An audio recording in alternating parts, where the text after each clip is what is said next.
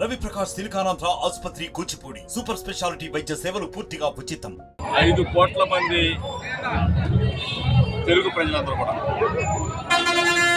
మరీ ముఖ్యంగా SC ST BC minority అగ్రవర్ణాల్లో ఉన్న పేదలందరూ కూడా ఎప్పుడు జగనన్న మీడియా ముందుకు వస్తాడా, మేనిఫెస్టో ఎప్పుడు చెప్తాడా,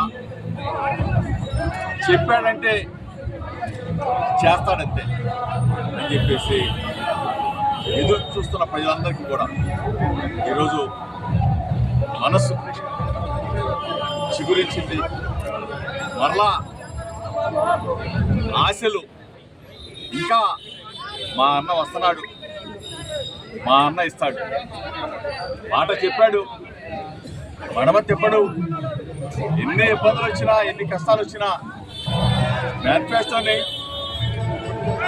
భగవద్గీత లాగా, ఖురాన్ లాగా, బైబిల్ లాగా ఆచరిస్తాడు. నమ్మకాన్ని ఒమ్ము చేయడని చెప్పేసి ప్రజలకి అపారమైన విశ్వాసం. విలువలు ఉన్నవాడు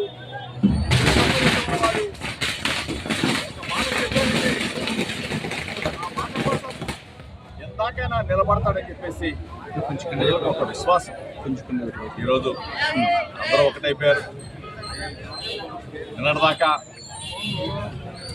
అబద్ధాలు చెప్పే చంద్రబాబు మాటలు విన్నారు, పవన్ కళ్యాణ్ మాటలు విన్నారు.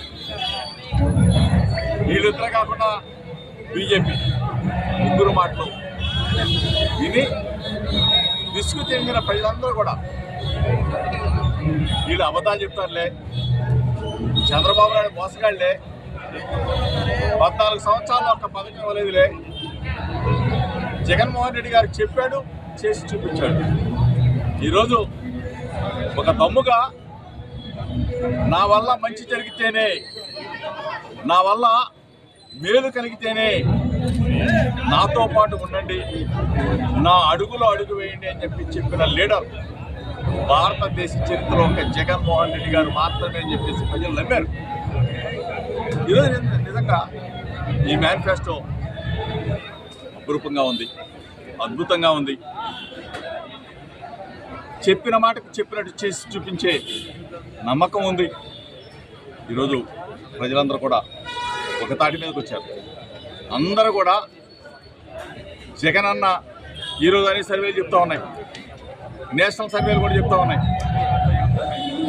139 స్థానాలు వైఎస్ఆర్ కాంగ్రెస్ పార్టీ ఇప్పుడు ఎన్నికలు జరిగితే గెలవబోతుందని చెప్పారు. ఈరోజు మేనిఫెస్టో చూసిన తర్వాత 175 స్థానాలు ఎందుకు గెలవమా, ఆఖరికి కుప్పంలో చంద్రబాబు నాయుడు ఎందుకు ఓడించమా, ఆఖరికి పిఠాపురంలో పవన్ కళ్యాణ్ ఎందుకు పరిగెత్తించమా అని చెప్పేసి వైఎస్ఆర్ కాంగ్రెస్ పార్టీ శ్రేణులన్నీ కూడా కార్యకర్తలు, లీడర్లు దమ్ముగా ప్రచారానికి బయలుదేరారు. ప్రతి గడపకి కూడా మేనిఫెస్టో తీసుకెళ్ళబోతా ఉన్నాం. ప్రతి అక్కని, చెల్లిని, అవని, తాతని, అన్నని, తమ్ముడిని పలకరించబోతా ఉన్నాం. ఈ మేనిఫెస్టో చిత్తు కాగితం కాదు, ఇది ఒక భగవద్గీత, బైబిల్, ఖురాన్. జగనన్న మాటే వేదంగా ప్రజలు భావిస్తూ ఉన్నారు. జగనన్నకు అండగా ఉన్నారు. విజయకేతనం ఎగరవేయబోతా ఉన్నాం. సాదా సీదా మెజార్టీతో కాదు, బ్రహ్మాండమైన మెజార్టీతో, భారీ మెజార్టీతో జగనన్న ముఖ్యమంత్రి కాబోతా ఉన్నాడు. పెనమలూరు గడ్డ మీద వైఎస్ఆర్ కాంగ్రెస్ పార్టీ జెండా ఎగరబోతా ఉంది. మచిలీపట్నం పార్లమెంటు అభ్యర్థిగా సింహాద్రి చంద్రశేఖరరావు గారు ఎవరో ఊహించని భారీ మెజార్టీ, ఎవరో చెప్తున్నా రాసుకోండి 1,00,000 ఓట్ల పైచిలుకు మెజార్టీతో పార్లమెంట్ స్థానాన్ని కైవసం చేసుకోబోతా ఉన్నాం.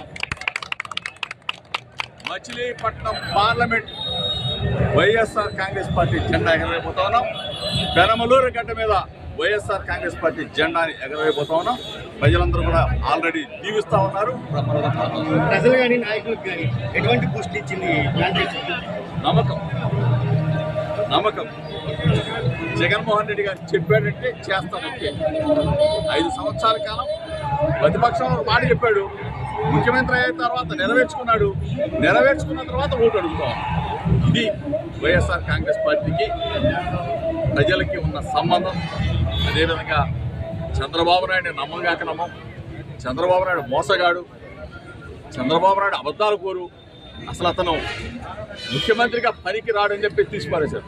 ఈరోజు చంద్రబాబు నాయుడు గారు కుప్పంలో గెలవటం కోసం మాత్రమే పోటీ చేస్తూ ఉన్నాడు. పవన్ కళ్యాణ్ పిఠాపురంలో గెలవటం మాత్రమే, ఎమ్మెల్యేగా గెలవటం కోసం మాత్రమే పోటీ పడతా ఉన్నారు. జగన్ అన్నతో మాత్రం పోటీ లేనే లేదు. మరిన్ని వీడియోస్ కోసం ఛానల్ ని సబ్స్క్రైబ్ చేయండి, లేటెస్ట్ అప్డేట్స్ కోసం వాట్సాప్ ఛానల్ ని ఫాలో చేయండి అండ్ లింక్ డిస్క్రిప్షన్ లో ఉంది.